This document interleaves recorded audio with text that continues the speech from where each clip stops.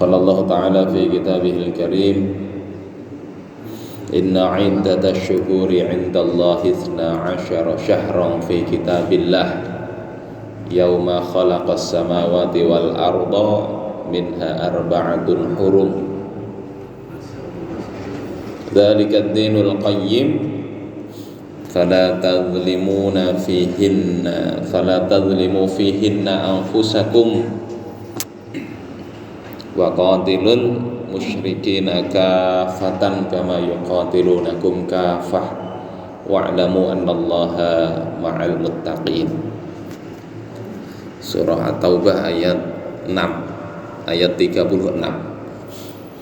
Allah Subhanahu wa taala berfirman, sesungguhnya bilangan bulan di sisi Allah ya, fi kitabillah maknanya di dalam Lauhul Mahfuz, bukan di dalam Al-Quran.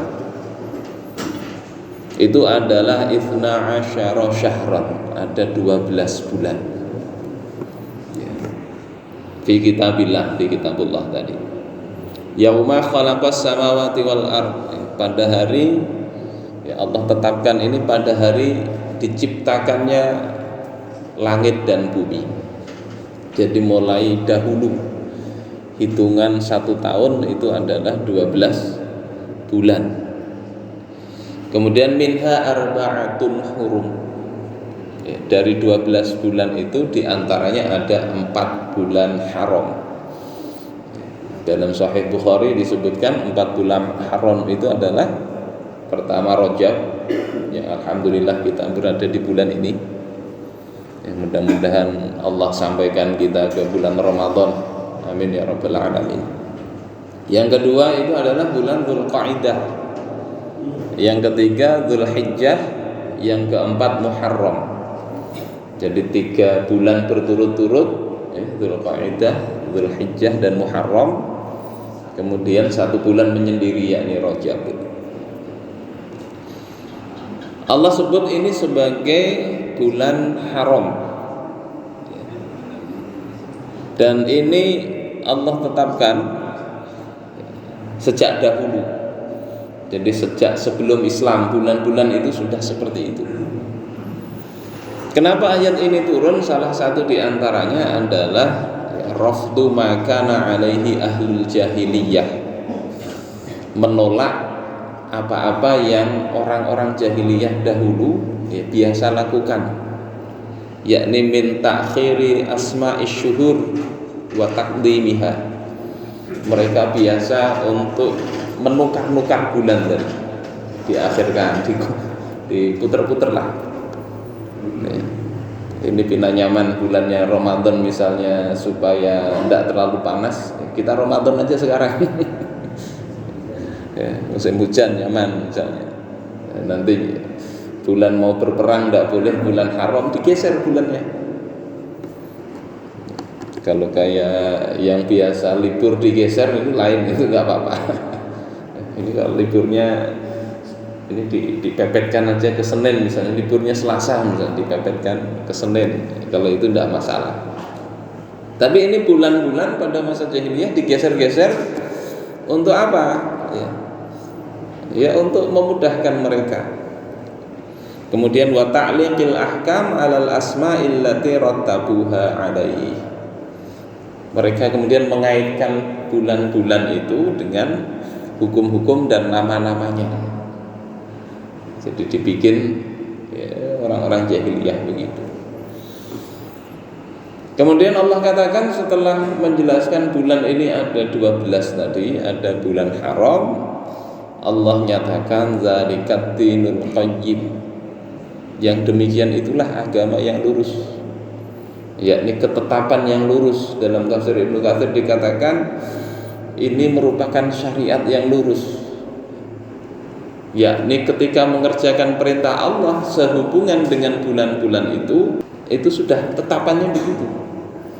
Jangan digeser-geser, jangan kemudian dibikin-bikin sendiri. Kemudian Allah nyatakan fala tadzlimu fihinna anfusakum, maka janganlah kalian itu menzolimi pada bulan-bulan haram itu diri kalian sendiri. Apa maksudnya menzalimi diri sendiri? Prinsipnya semua kezaliman itu kembalinya kepada diri sendiri. Wa ma zalamuna walakin kanu ala anfusihim yazlimun, dalam ayat yang lain. Mereka tidak menzalimi kami, tetapi mereka itu menzalimi diri mereka sendiri. Dalam tafsir Al-Qurtubi Al-Jami' li Ahkamil Quran dikatakan salah satu penafsiran, dan ini yang benar, itu adalah la tadzlimu fihinna anfusakum bil qital.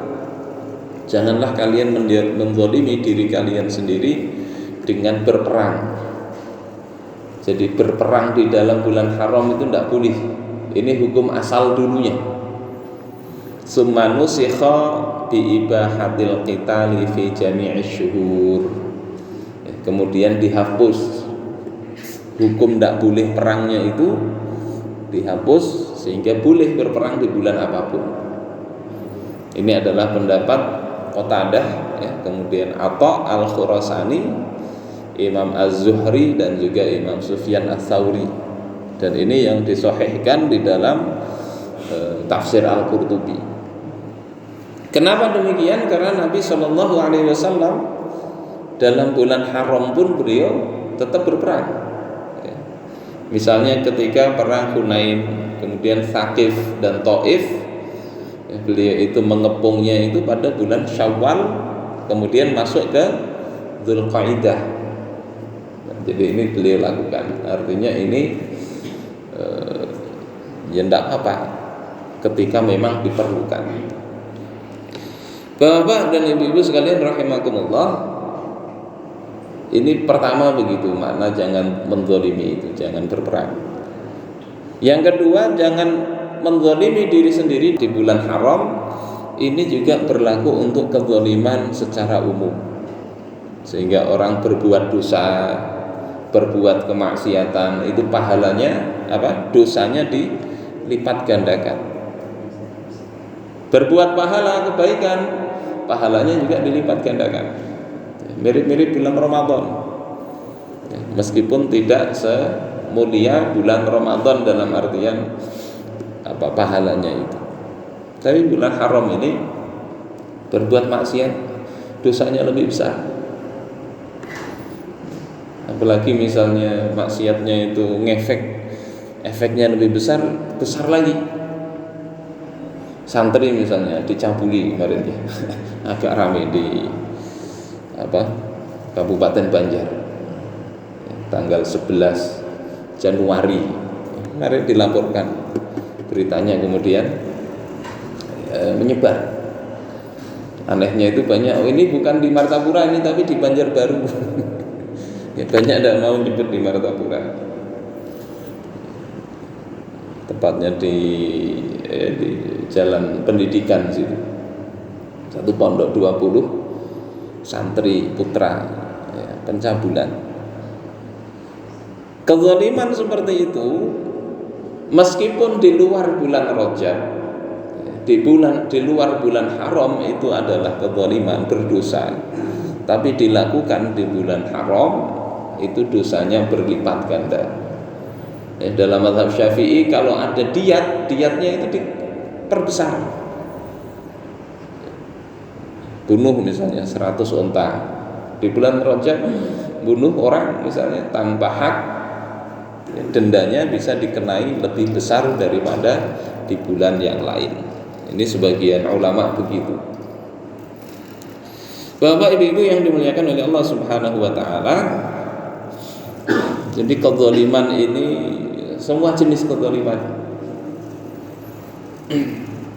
Ya, sebagaimana juga riwayat Qatadah, al-zulmu fil ashhuril hurum a'dhamu khati'atan wa wizran minal zulmi fi ma siwaha. Kezaliman di bulan-bulan haram itu lebih besar kesalahannya, lebih besar dosanya daripada kezaliman di bulan-bulan yang lain. Jadi sama-sama maksiat itu ya levelnya bisa jadi berlipat-lipat. berzina dengan istri tetangga itu lebih besar dosanya daripada berzina kepada orang yang lain. Menzinai ibu sendiri lebih besar daripada yang lain, apalagi dilakukan di bulan haram di dalam masjid, itu lebih besar lagi.